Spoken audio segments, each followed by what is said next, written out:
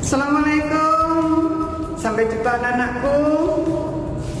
Kelas 9 kita akan mempelajari materi yang baru mengenai kedaulatan. Bagaimana kalian dalam mempelajari selama ini harus benar-benar sabar, telaten, dan teliti supaya kalian tetap semangat dalam menghadapi pembelajaran daring. Baiklah, sebelum pembelajaran kita mulai, mari kita doa bersama. Berdoa mulai. Bismillahirrahmanirrahim. Rabbi zidni ilma warzuqni fahma waj'alni minas sholihin. Amin. Seperti biasa, kita akan mengucap salam PKN. PKN bisa, MTS Wakil Kasim luar biasa. Mari kita belajar bersama.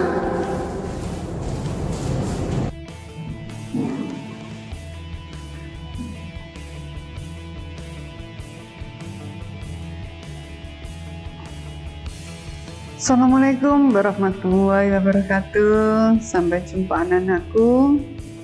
Kelas 9, mari kita lanjutkan pembelajaran kali ini.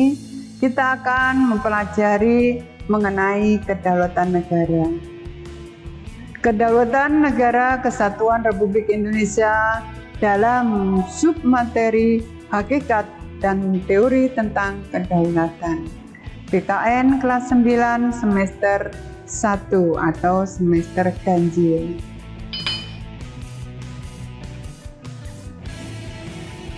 Kompetensi inti KI 3, KI 4.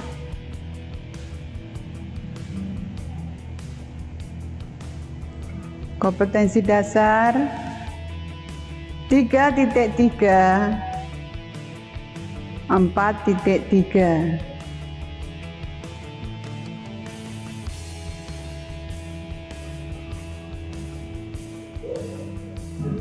Indikator 3.14,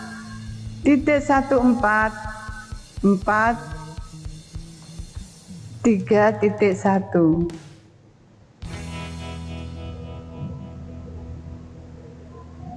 Tujuan yang akan dicapai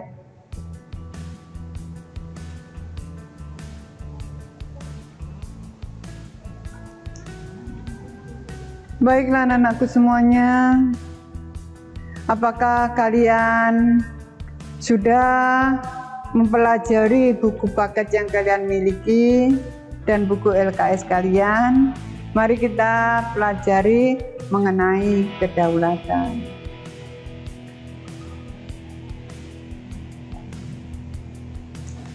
Pengertian daripada kedaulatan.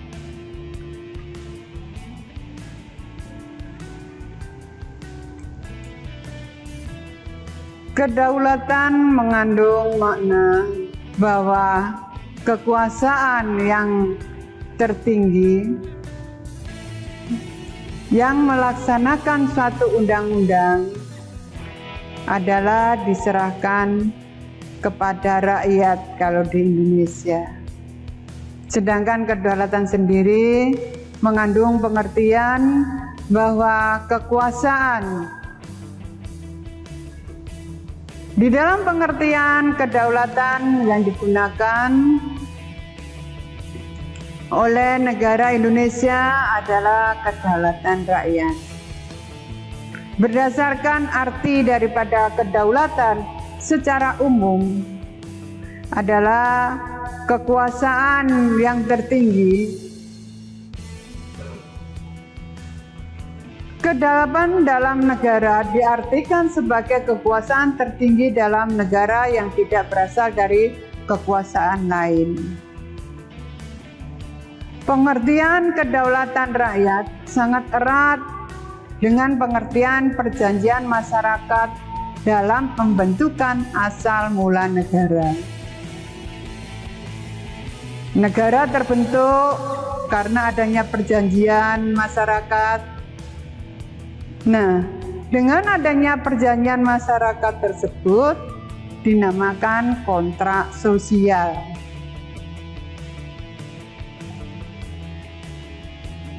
Kedaulatan merupakan suatu hak eksklusif untuk menguasai suatu wilayah pemerintahan masyarakat atau atas diri sendiri.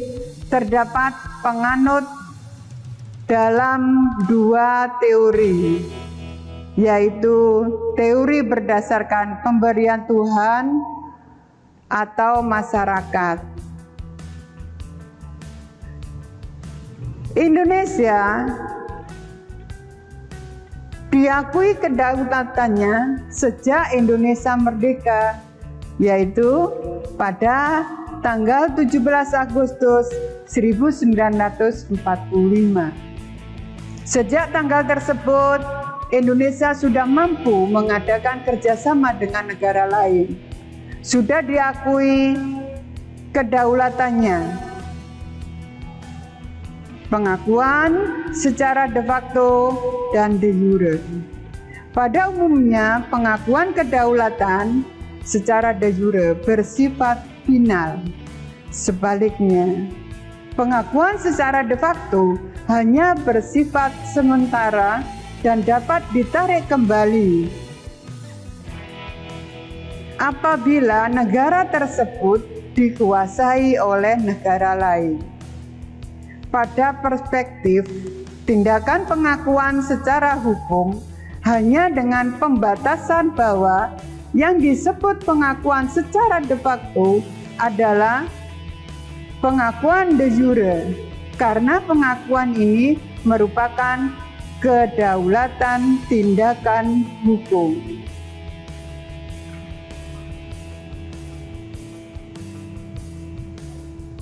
Kedaulatan menurut jenisnya dibagi menjadi dua, terdiri atas kedaulatan ke dalam dan kedaulatan keluar. Di dalam penerapan kedaulatan berdasarkan Undang-Undang Dasar 1945, berdasarkan tujuan nasional terletak pada alinea keempat.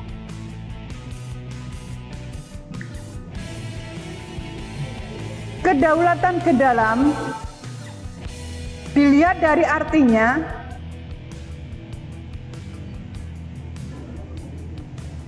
berarti Indonesia mempunyai kekuasaan untuk mengatur negaranya sendiri, terutama dalam ketatanegaraan, tanpa campur tangan dari pihak lain. Murni berdasarkan dasar negara, Undang-Undang Dasar 1945. Sedangkan yang kedua adalah kedaulatan keluar. Berdasarkan arti dari kedaulatan keluar di sini, sebagai bangsa Indonesia sudah mampu mengadakan kerjasama dengan negara lain.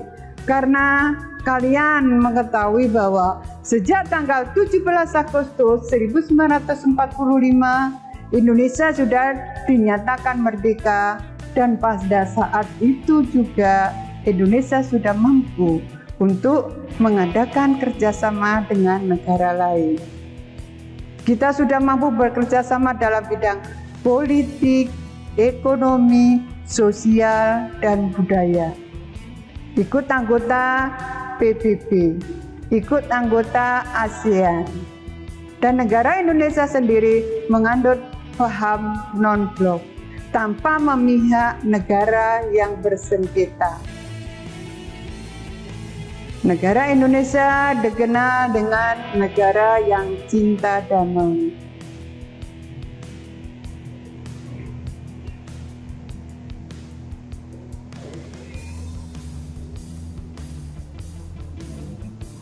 4 sifat kedaulatan menurut Jin Budi.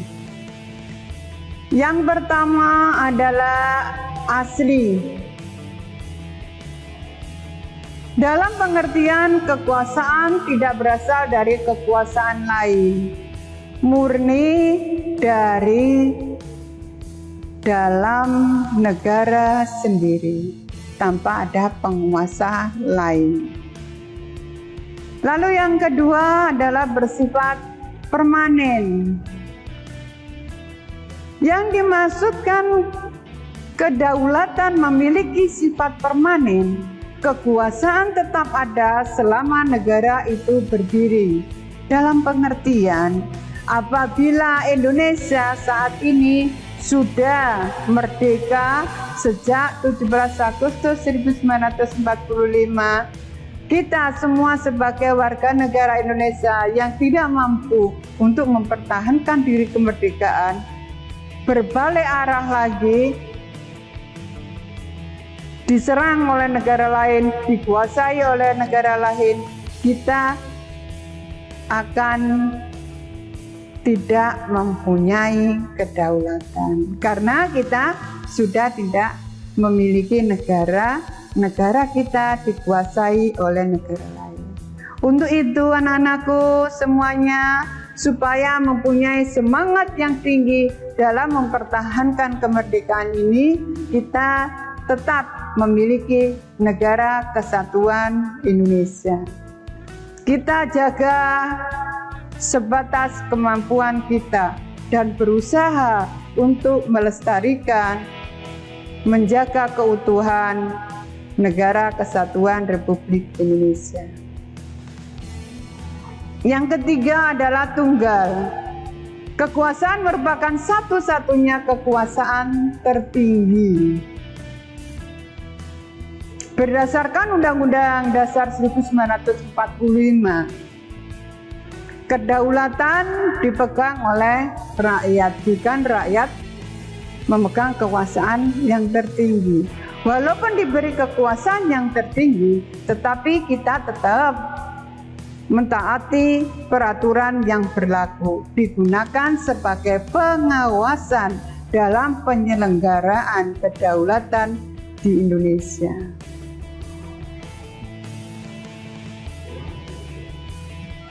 Lalu yang keempat, tidak terbatas. Kekuasaan tidak terbatas, tidak dibatasi oleh kekuasaan lain. Kita memiliki batasan yang dikuasai oleh aturan yang berdasarkan Undang-Undang Dasar 1945. Jadi 4 sifat kedaulatan ini menurut Jin Budin,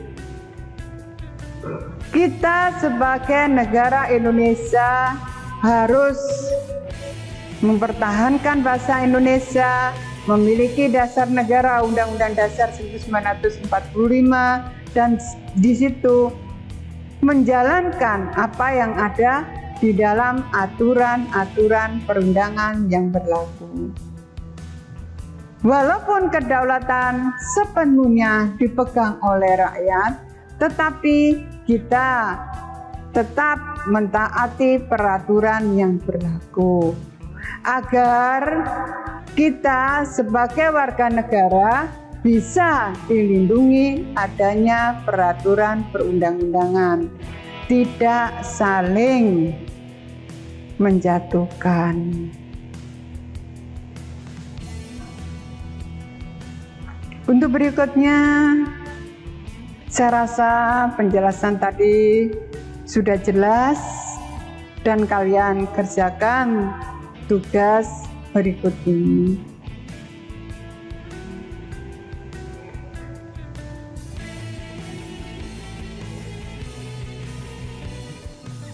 Semoga bermanfaat pelajaran hari ini, tetap semangat. Semoga kalian menjadi penerus bangsa yang tangguh. Amin. Wassalamualaikum warahmatullahi wabarakatuh. Demikianlah pembelajaran video kali ini. Semoga bermanfaat dalam kehidupan kalian berikutnya. Tetap semangat, tetap belajar, jaga kesehatan. Semoga kita semua selalu mendapat perlindungan dari Allah Subhanahu wa Ta'ala. Sebelum pelajaran kita akhiri, mari kita doa bersama. Berdoa mulai. Bismillahirrahmanirrahim. Allahumma inni astaghfiruka ma 'allamtani farduhu ilayya inda hajati wa la tansani ya rabbal alamin. Amin. Wassalamualaikum warahmatullahi wabarakatuh.